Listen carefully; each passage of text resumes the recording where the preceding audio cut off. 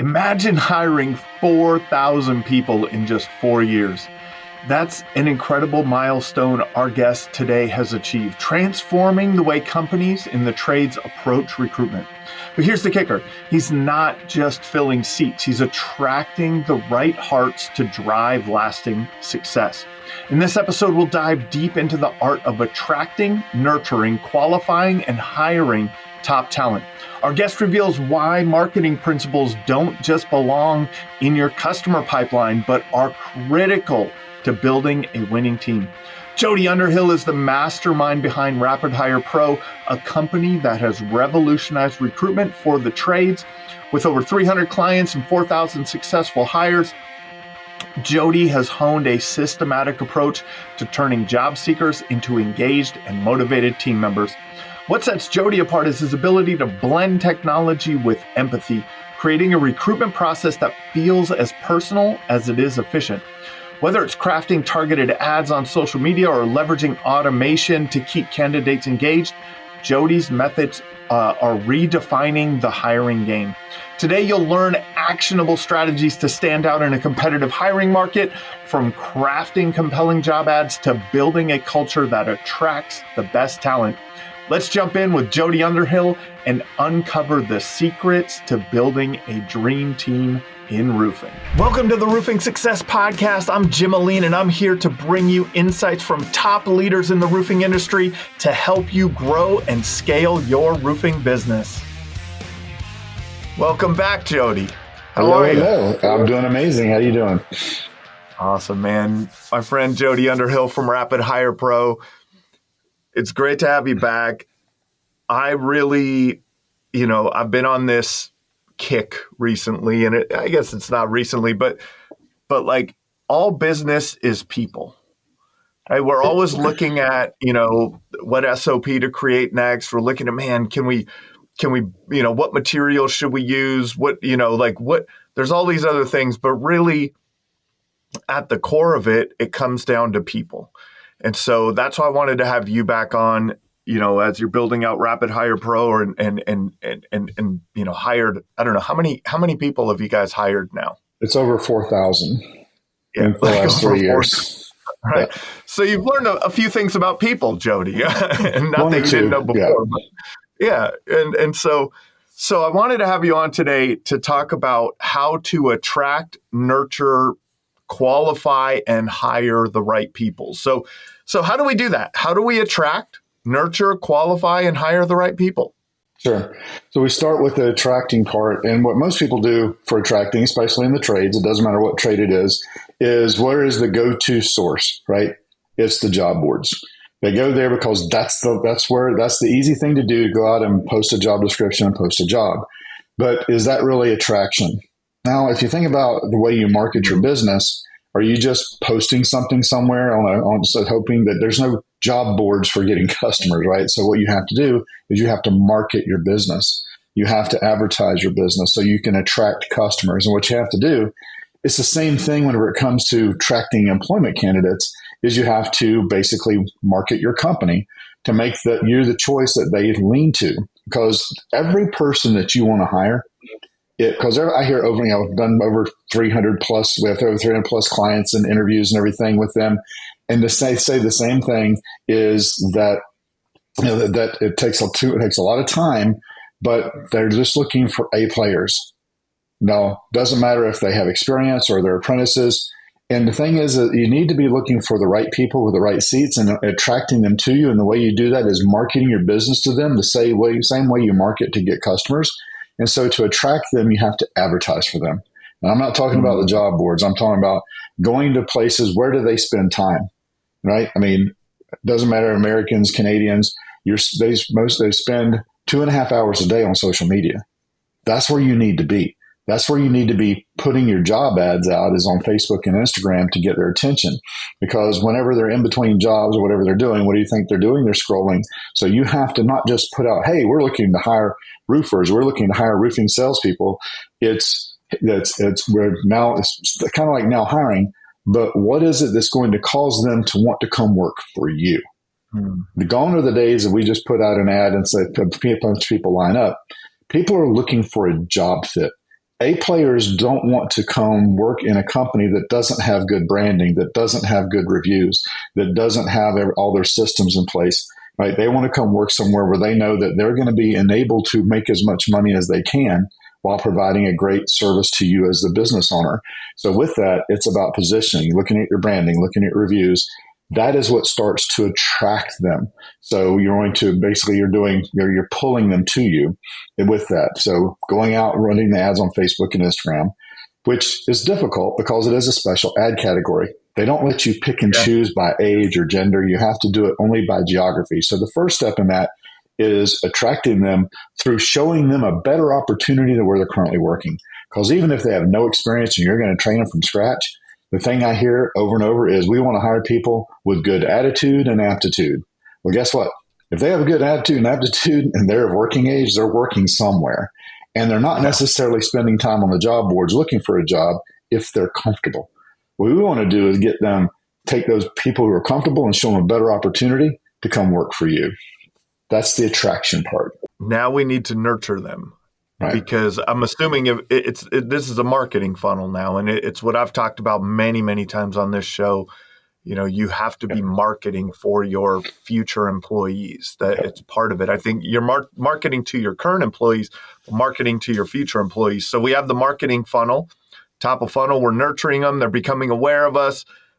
Now they're in our How do they get into our ecosystem where we can nurture them? What's the funnel there? Sure. So you want to take them off of whatever platform you can get them from, even if you're using the job boards, get them off of there and get them into a system that's going to be able to communicate with them with omni-channels. You want to be able to text them. You want to be able to email them. You want to be able to call them or have voice drops. So bring them into a system that allows all of those things to happen instantaneously.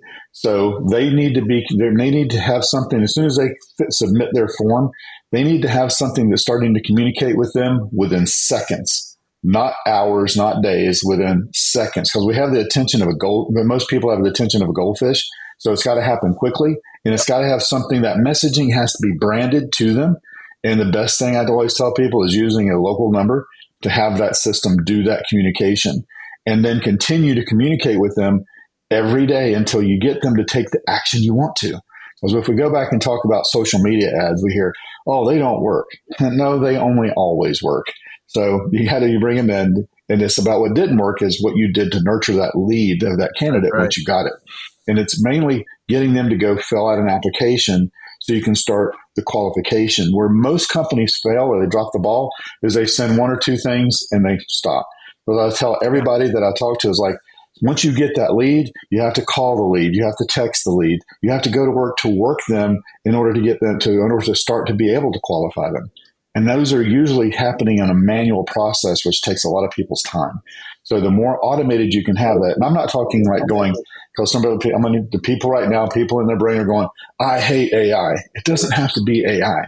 It's just basically, it's set marketing language, right? You're marketing to them. So it can't be, hey, go fill out the application. It's got to be, hey, you've taken the first step.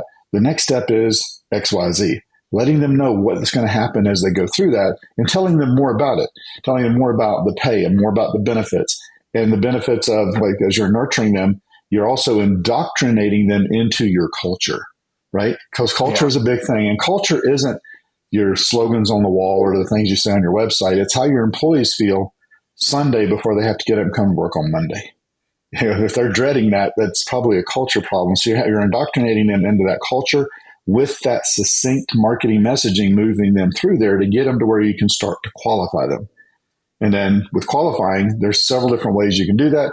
We have a way that we feel, because mostly what we're doing is we're helping hire salespeople or service technicians or installers. And so we have a very specific, quick way of identifying the ones that fit best into that. And I'll be more than happy to share exactly what that is. Yeah, we'll get into that. We'll get into that in a little bit. And then so you're qualifying them, you're making sure that they fit the key criteria that you're looking for in that role, and then hiring the right person. What's that thought process? I guess let's go back all the way to attracting. I had a couple questions there. Yeah. when you hear a candidate, because this I think about it, like I kind of had a little aha moment here. When you have a prospect in your roofing business and they know who you are before they make the phone call, it's a different phone call, right? Yeah. It's a different conversation. Your salespeople become order takers in a way, right? Just don't screw it up, right? What can someone look for in the conversation with potential candidates that lets them know that their marketing is working, right? Like that they're, how do you know if this marketing, this attraction campaign is working well? Like, are candidates saying, yeah, I see you guys everywhere? What are they saying how are they, what's the response that you're getting from candidates that's different from just a job board, I guess? Sure. So first of all, it's you get more responses because most of the job boards, while they say they have messaging, you're manually going in there and sending things. Whenever things are automated, people understand they're automated, but if they engage with those automations to start moving through, and the fact that they are moving through the steps, because the first pushback we usually get is, if you do that assessment, how many people are actually going to do that? Well, one of the things we're really big on is having them doing a one-way automated video interview. And they're like, yeah, we've asked around our office and everybody here says they wouldn't do that. I'm like, well, then I said, but do you really want to hire people who aren't willing to take the steps necessary for you to be able to understand whether or not there's somebody that you would actually like to have an interview with? Do you want to, you have to value your time, but you have to make sure that they're willing to take those steps. The thing is that some people don't feel comfortable. The ones that aren't going to do the steps are just not going to do them. Yep. But the way you know you're starting to indoctrinate them is if they say they do like the first part and they go, I don't really feel comfortable doing the video interview. And it's usually people that look more like me that are older that don't want to do the video interview. Usually with your younger generation, they don't mind doing it. They see it, it's fine. They do it really quickly. But if the fact that if they don't want to do it, that they'll tell you rather than just not doing it. And the engagement that your marketing is working because people are moving through the process. Because we get that a lot. Yeah. So, well, that seems like a very complicated process. How many people are actually going to make it through? I was like, well, because of the level of intent, you're going to get about half of them that are going to make it all the way through. That's because half the people are just filling out the form to see what the next step is, because you can't tell them everything, right? So it's like, we know that's going to happen. So the thing is that understanding it's not about the quantity of leads. It's about what are the quality of the people that make it to that point that you're actually going to want to talk to them. And if they're being indoctrinated into seeing your communication, your branding, those, and getting them and asking them in that video interview, so what is it that you feel attracted you to ABC Roofing? And they'll tell you. I mean, the thing is, the other part of it is the reason I love that one-way interview is they see themselves, right? It's like a FaceTime, right? With FaceTime, you see your other person, but you can they see themselves. When they see themselves talking, they tend to not only be more engaging, but they also tend to be much more truthful when they see themselves saying the thing, which is one thing we didn't really think about completely when we started doing it. But it's like, now it's like, we get people like, well, on my application, I said such and such, but really, and they'll tell you they'll be much more because they can't be more truthful when they're looking at themselves in the mirror, right?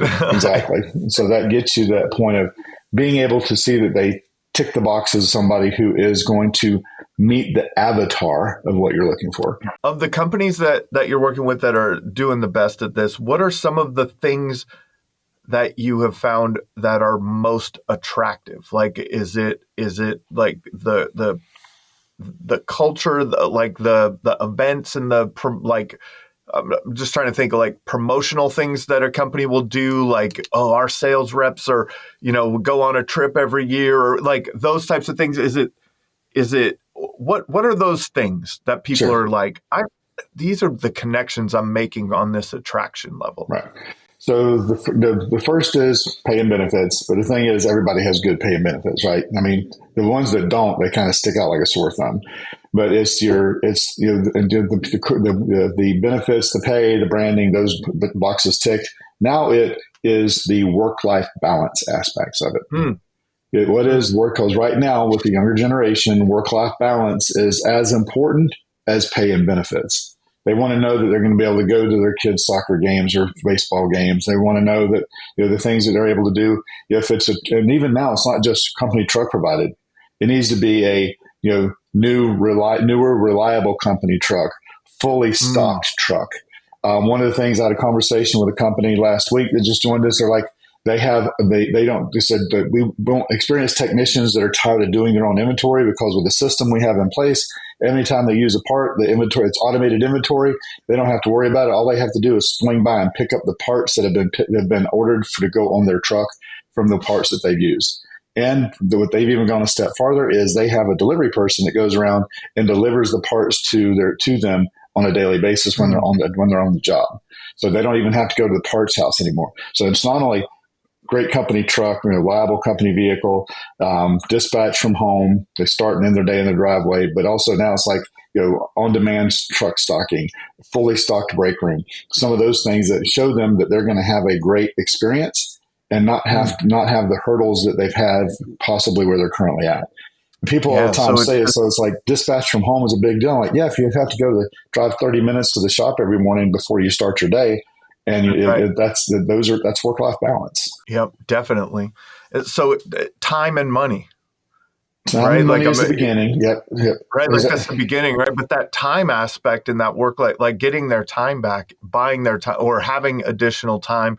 As a roofing sales professional, I mean, having some freedoms in your schedule to get out there and knock doors and things like that is a big contributor, I'm sure, and making sure that people understand that this is part of it. So that work-life balance is awesome. How can you stand out? How are these companies standing out versus the competitors? I hear that, like, that's amazing. Like, because people are thinking about the what's in it for me. Are there other things? I'm just digging a little deeper. Are there other, like, kind of not just that, but like, are there things that are like they're seeing something in these companies that is different? So one of the things that we do is we ask people about getting into, like, not just the culture, but how are they as a company?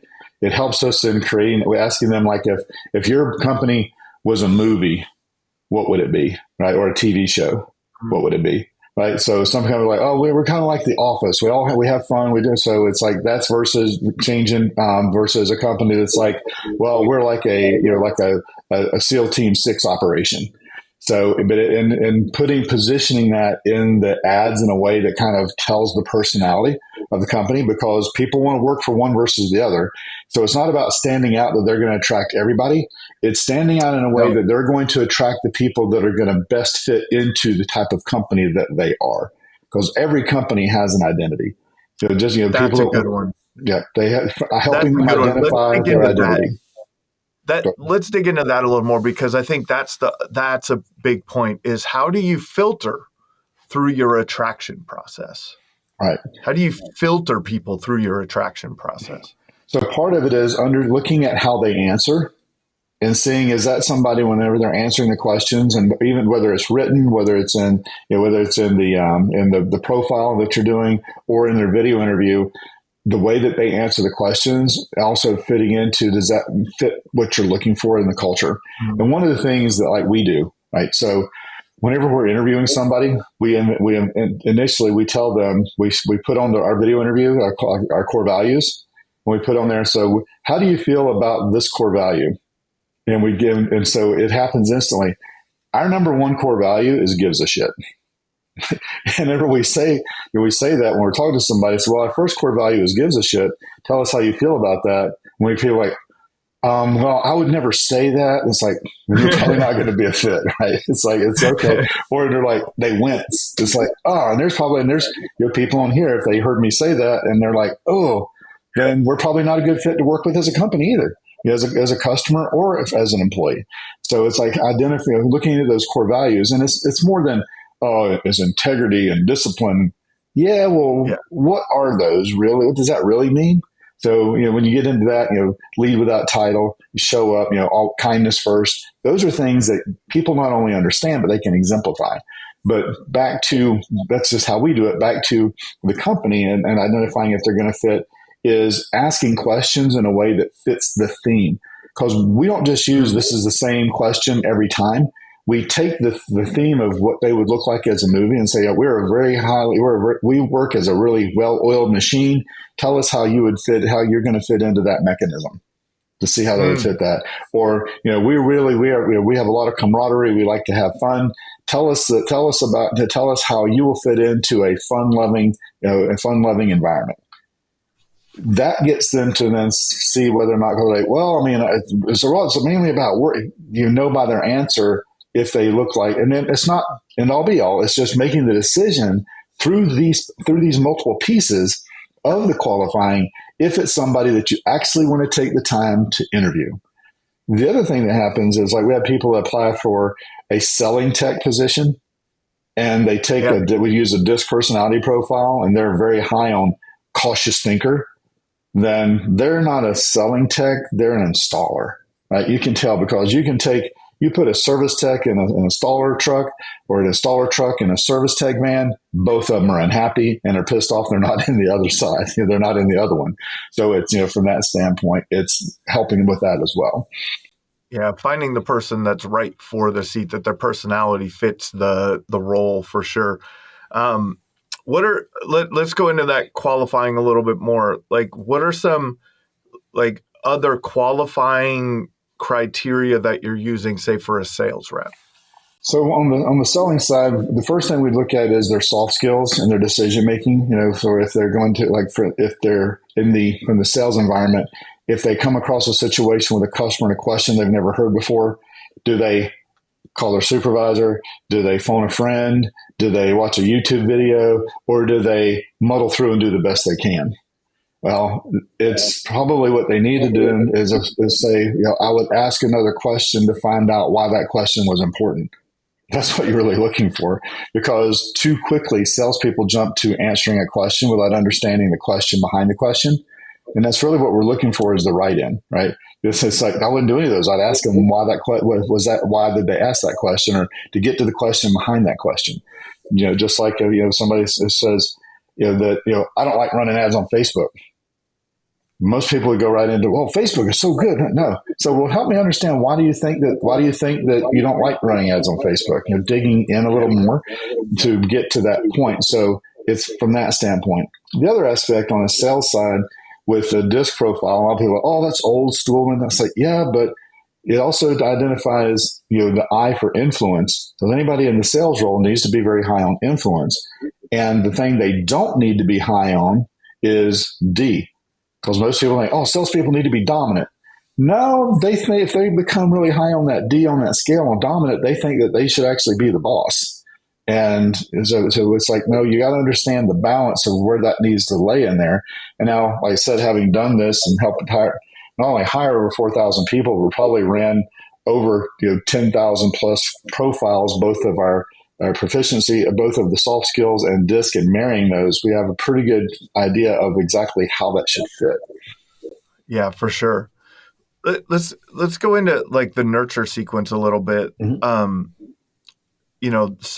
So you're running ads, people fill out their application or submit their resume. I don't know, however that process works. You'd said multiple touch points, right? Yeah. Calls, texts, automations, things like that. Because I think about that from the marketing side. On a form submission, you have to follow up, within the first 5 minutes. You have to follow up, 5 to 7 times, a lot of times, just to get that appointment booked. Is it the same? Yes, it's identical. So the thing is that, so when you're looking at it, most of what we're doing is on Facebook and Instagram, right? So your intent is not as high as somebody filling out a form that's looking for a job. They're just seeing it. They're scrolling through. They're looking at the latest brisket knife or a golf training aid, or so their kids, neighbors' kids soccer team, and then they see the ad for your company. They go there. They put the information in. They get to the next step. Because all they can really give you is first name, last name, email, and phone number. So the next step is you got to get them to fill out the application. So we have about a 5 to 7 day nurture sequence We have instantaneous, like, hey, thank you so much for your interest. Remember, the job has this pay, these benefits. Here's a link to go ahead and apply now. And an email. And within 5 minutes, a voice drop. Hey, this is ABC. This is ABC Roofing. We got your information. We just sent you a link over by email and text message, whichever one you feel better with going into filling it out. Go ahead and get started. We look forward to hearing from you soon. 24 hours later. Hey, Jim, just reaching out to let you know that the job has, work, dispatch from home, but giving them different tidbits in the message. But you can't make it a book, just different highlights. Different benefit. Go ahead, fill out the application now. And then we kind of get through there. We get down, we send them we send them a picture of a dog. Like, hey, this is Benji. He's our mascot. Every time somebody completes an application, Benji gets a treat. Go ahead and fill it out now. Benji's counting on you. It's marketing.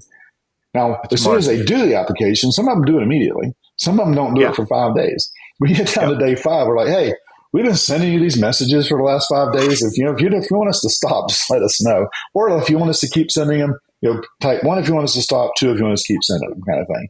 And then once they do it, doing the video interview.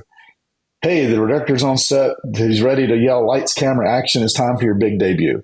There is things it's not just, hey, here's the link again, here's the link again, here's the link again. Because what most people do whenever it comes to messaging for marketing is basically it's, hey, buy my stuff. By the way, did you see the link to go buy my stuff? You know what? If you haven't bought my stuff yet, so here's the thing to go buy my stuff. By the way, did you know we have stuff for sale? I mean, that's what the messaging is like. So, and that's really what most follow-up sequences are in recruiting is, hey, you didn't fill out the application. We have an application. Did you see the application? But it's like, no, you have to encourage them. You have to court them, so to speak, entice them, encourage them to go take that next step, and let them know what's going to happen. So when you do the video interviews, hey, it's just 3 to 4 quick questions. We'll take you less than 5 minutes. Go ahead and click the link.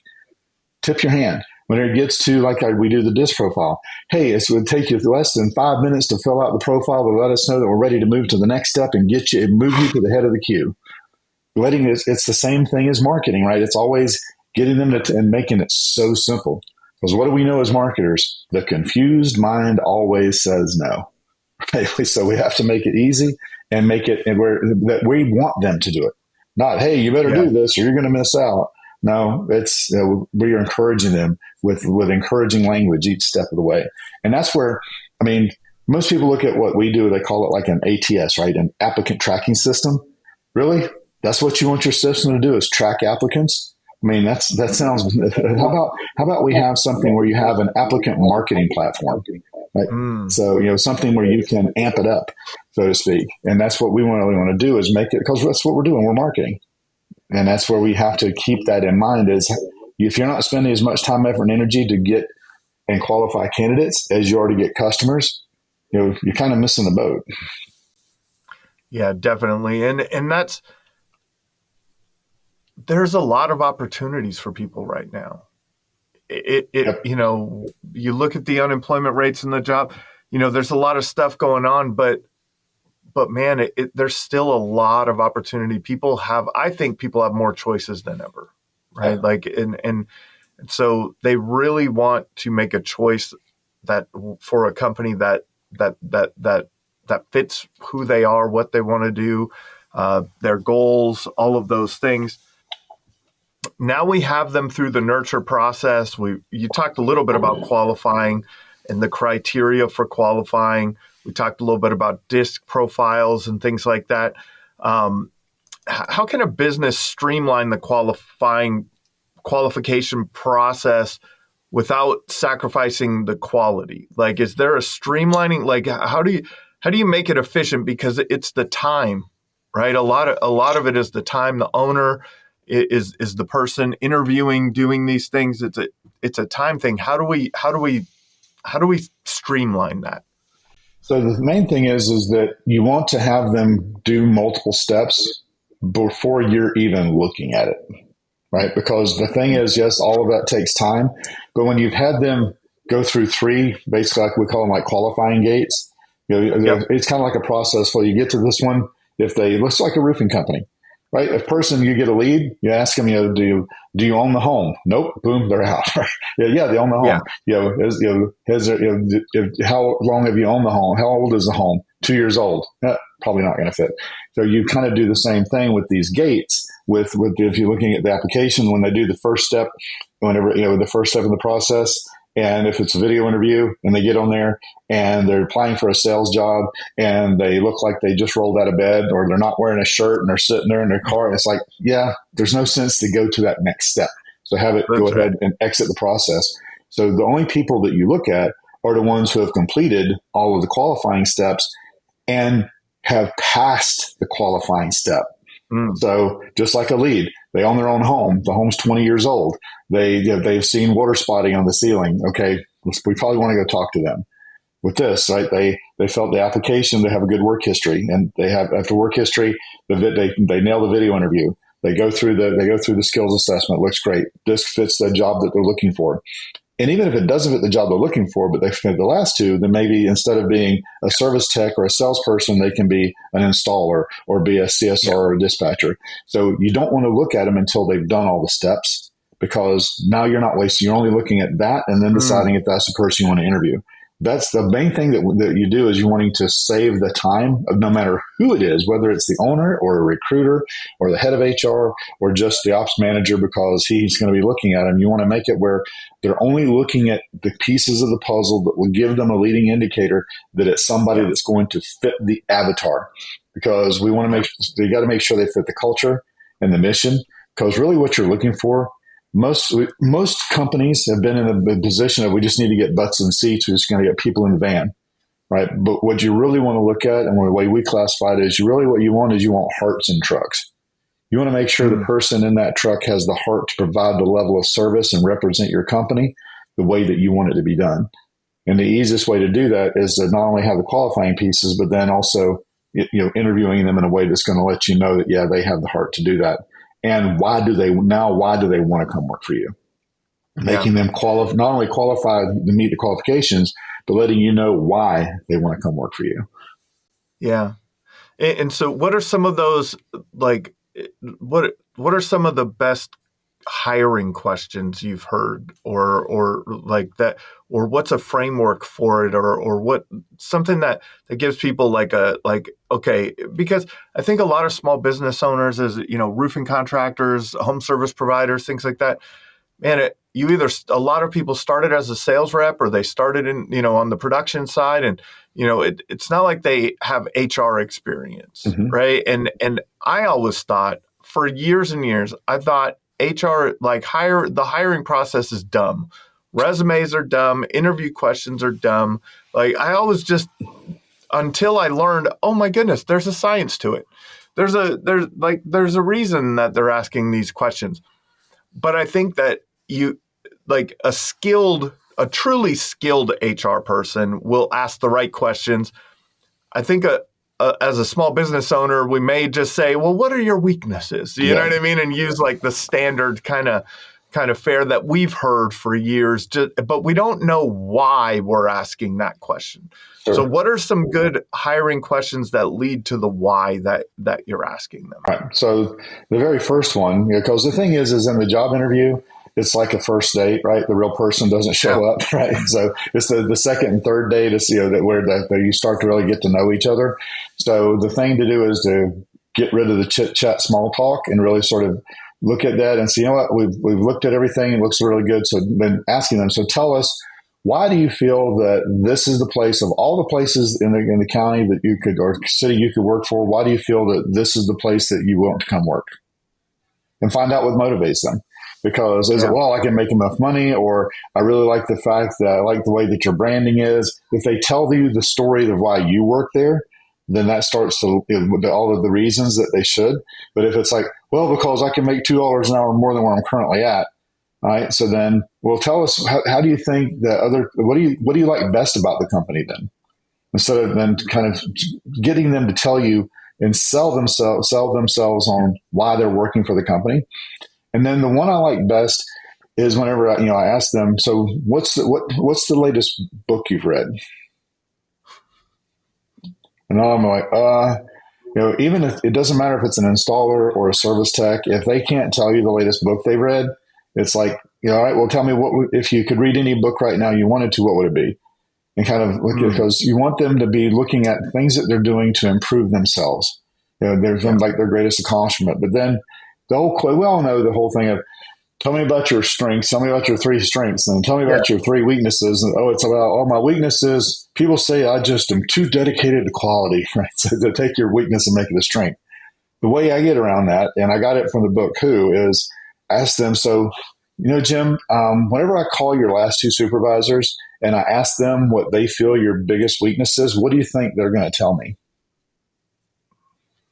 It's not if I call them, it's when I call them. What do you think? What do you think they're going to tell me your biggest weakness is? Because now it's like, and so, it's a different answer, right? Now they got to really think about it. I think back to the book question, you could also ask them what podcast they listen to. And if they say roofing success, just hire them. That's it. That's right? it. Like it's an instant qualification button. Like, this is a good person, just hire them. So, so add that to all of the interview questions. What podcast? And if they say roofing success, hire them. What I'm hearing, Jody, is the attract, nurture, and qualify is your marketing process, and the hiring is your sales process. Exactly. And the best the best process for sales, or what is sales? Sales is asking good questions, right? And so, like, when we're thinking about this, we're marketing through, and then we're digging deeper. We're finding the problems that they've had at other jobs, to find out why they want to work for you. If those problems stemmed from things that you may not want to deal with at your company, like, that may come to light, right? And you could qualify them as a prospect. So sales is asking good questions, and that seems to be what the hiring process is. Yep. And the other thing I would tell you as an interviewer, here's one more thing. As an interviewer, we tend to get to the habit of we feel so great about the company. We know so much about it. But it's a lot of times, and I've seen this because we work with companies that have 20, 30 locations, and where we've had to kind of go in and see what are they doing, because some of them are really, really good at hiring, and some of them have a lot of turnover because they don't make good hiring decisions. And what we found was that the ones that had a lot of turnover were the ones doing all the talking, because they were used to being a sales, they were used to like selling things. And so really in the sales process, you really shouldn't be doing all the talking. You should be asking the questions. So one of the things we had to get them to do, and I teach this when I teach sales training, I do it everywhere, and I have them write WAIT at the top of the paper. W period, A period, I period, T period. And what that stands for is, why am I talking? The person that you're interviewing should be doing the talking. All you should be doing is asking questions. You're getting them to sell you on why they should work for the company. That's right. Are not having so like I said, you are selling them on working for the company, because you're the one asking the questions, and the person asking the questions and is winning, the person doing all the so you're asking the questions in that sales format, but they're doing the talking, selling you on why they are a good fit to come work for your company, and why the company is a good fit for them. It also shows you if they took any time to research to look at who they're coming to work for. Yeah, and I think that's part of a good thing to do in the interview process is dig a little further, right? Yep. Why is that? Right? Why do you think that? Right? Yep. Like, and getting them to express a deeper level of what they're thinking about, right? Like, well, I want that. You guys pay $2 an hour more. Or you have a better commission structure. Well, why do you want that? Yep. And so what does that mean to you? What does that mean to your family, right? Yep. Like, and then so that's what I'm hearing, man. That hiring process is sales. I love it. Yeah, the other thing is, like I told, it's like you Dr. Phil it. Really? Mm-hmm. Tell me more about that. That's right. Tell me more. Tell me more. Tell me more. It's such an important thing, and it's the same thing that you're doing with your sales reps. If your sales reps are throwing up information all over people, that's not sales. It's are they asking the right questions? That's what we're looking to do. Now, to me, there's a reinforcement in the hiring process, because just like when you make a sale, when you make a sale, people have buyer's remorse, Yep. right? Is there a hiring remorse? Right? Yes. Is there a job acceptance remorse? There is. And how can you overcome that? So, and here's what we see happening again and again. People get excited and they offer the person the position on the spot. And then they say it's a Wednesday, we're going to offer you the position, you're going to start on Monday. And then they no show. It's like, why would they not show up? They didn't show up. So what we found is okay, look, everything looks good. We'll get with you in the next day or so. But granted, you don't want to wait a week, because you wait a week, they're gone, they've taken another job. But let them know that you're not just falling all over yourself to give them the job. You've got to think about it a minute. Then you contact them the next day to then come up with their start date. You send them an offer letter to get them to sign the offer letter, because now they're accepting, right? They're accepting the offer.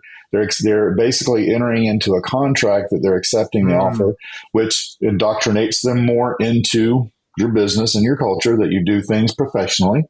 And then from there, there's a much more of a likelihood that they're going to take those next steps, because you shouldn't just be hiring them on the spot and they show up and start working Monday. There's some qualifiers that have to come into play, right? You need to send the offer letter, but then they need to you need to pull their motor vehicle report. Because if they have a DUI, it doesn't matter what a great salesperson or technician they are, if they can't drive, they're not insurable. Then, if you have a drug screening, some do, some don't, but you're doing a background check, because guess what? People don't always tell the truth on their job application, and then those things need to come into play.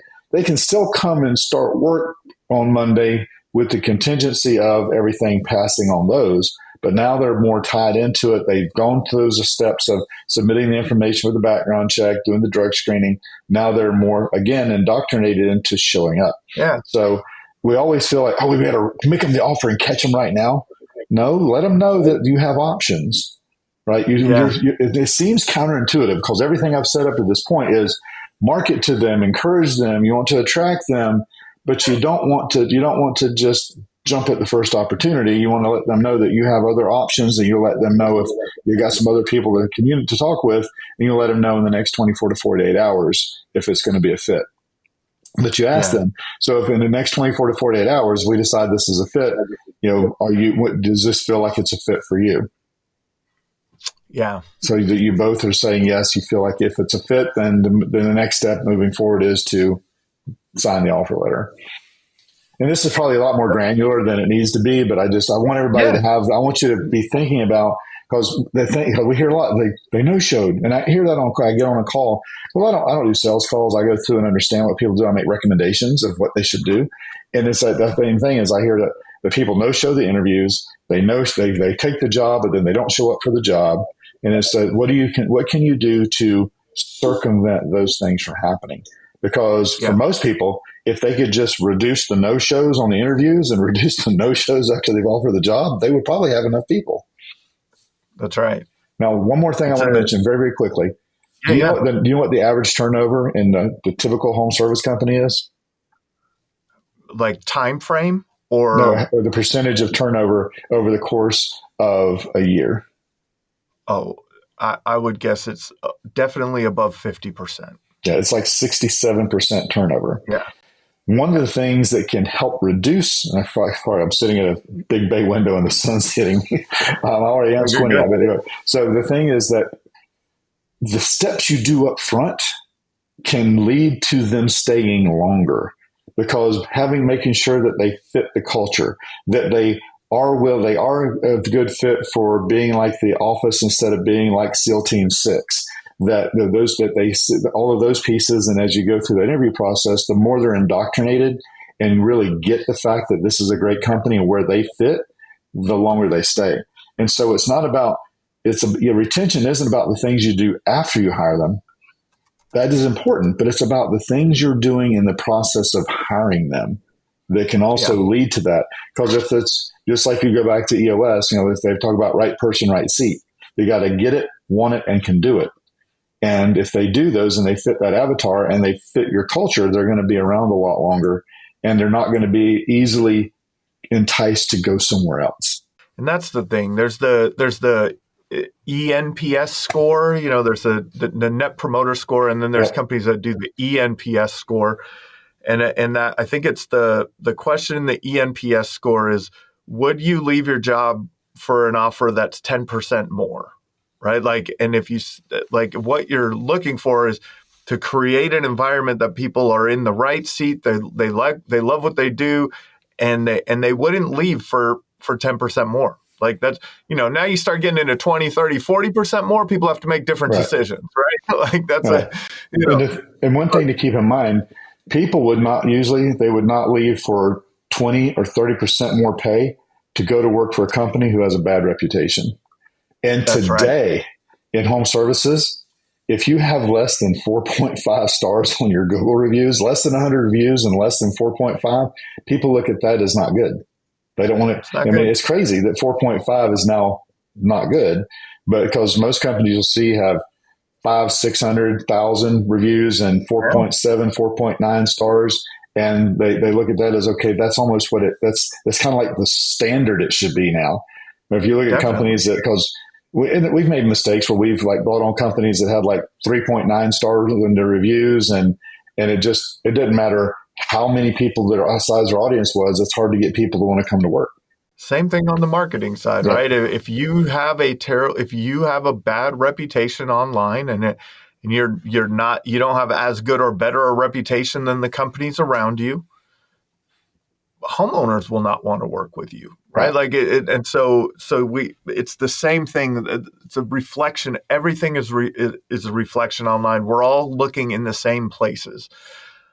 I have another question that I thought of, like, we have marketing budgets for companies. Maybe speak to hiring budgets. What should a company allocate, and how should they look at their hiring budget? Yeah.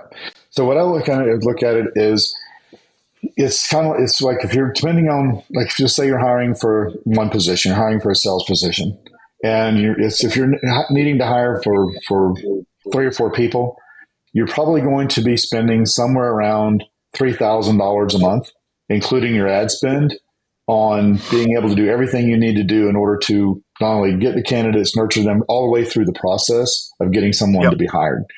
And people ask us all the time, what's the average cost per hire? It's like, it depends on so many things. I mean, we have companies that have 20, 30, 40 locations, and each location is different. Some locations we can get a hire for $1,000. Other locations, because of small population or whatever, or they don't have as big a brand, and it's $5,000 or $6,000 to get a hire. But if you look at your budgeting around, and so for 1 or 2 positions around the $3,000 a month framework, that's pretty much where you're going to be. That's kind of the sweet spot. That's what has been on and off, hiring, not hiring over the course of the year. Somewhere in that stamp, if you have multiple locations, multiple positions, that obviously goes up. Course. But there are economies of scale as well. So if you've got the same thing, you've got a location, and you've got another location that's 100 miles away, and you can be doing exactly the same thing, you're probably spending about probably around a third of that for the additional locations or the additional positions. So there are some economies of scale because your branding is the same, the ads are the same, your process is the same. Because once you have the process in place, your process is the same for each location. The ads may be a little bit different, but the process of your funnel is the same. So you can replicate those things. And that's a lot more granular than you probably wanted, but that's that's what a lot of owners need to hear. They just to get that clear vision of what they need, what they really need to be doing, and to have a successful hiring pipeline. And so, kind of, I guess to summarize or to kind of wrap it up here is, how can businesses continually attract talent and build a sustainable hiring pipeline? That's just leaving it on, right? You don't ever want to turn it off, because you see, the whole thing from Glenn Gary, Glenn Ross, you'll always be closing, and people, you'll hear the gurus in the industry, it's always be recruiting. You are always recruiting. It doesn't mean that you have to be full on recruiting every step of the way, but you need to always leave it on, because with recruiting, it's just like branding for marketing. Your recruiting ads become branding ads. When you turn them off, you're noticeably absent from the environment. you go to turn them back on, they have to ramp back up, just like anything in marketing. You turn it off, it's not turn it on and suddenly, boom, here's a bunch of leads. They have to ramp back up. So the thing is, always keep it on. If you don't need it right now, move it to the back burner, but keep the water bubbling, keep it boiling, keep the faucet on. Don't turn it all the way off, because now when you need to hire and you turn it back up, you also have a bench to pull from. You have leads that have come in during that low, slower time that you don't have to be as aggressive with, but they're still going through the process. So now you can go back. Hey, guess what? Just like you do with your leads for customers, when you go back and you do it, you re-engage them. You do the same thing here. You re-engage those that came in whenever it was the slower times so that you can ramp back up quicker. So the thing is just consistently keeping it there. If you change your branding, change your employment ads. Whatever tweaks you make to your marketing campaign, make those tweaks to your employee marketing campaign. And also change the ads, because people get banner blindness. If they see the same thing over and over again, and I tell people this, they're like, oh, they'll see it, they'll get it. No, we are creatures of deletion. And so if I instantly said, what color is a stop sign? 99% of the people that are listening to this, if you say the word right now, they will say red. You say yellow. And it's not, they're red and white. I know the red, but most people say, stop, back up. A yield sign. That stop sign is red. A yield sign. Yeah. God, what the sun is making me crazy. A yield sign, most people say it's yellow. It's not. It's red and white. We're creatures of deletion. We saw a yield sign probably today or yesterday, and yet we still think it's yellow. They haven't been yellow since 1972. If they see that same ad over and over and over again, they don't see it anymore. They just scroll by. It's got to interrupt their pattern to stop and look at it. Yeah, definitely. Jody, it's been awesome. This has been another episode of the Roofing Success Podcast. Thank you for tuning into the Roofing Success Podcast. For more valuable content, visit roofingsuccesspodcast.com.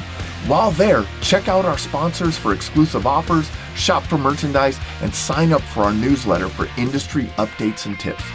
Also, join the Roofing Success Facebook group to connect with other professionals and stay updated on the latest trends. If you enjoyed this episode, please subscribe, like, share, and leave a comment.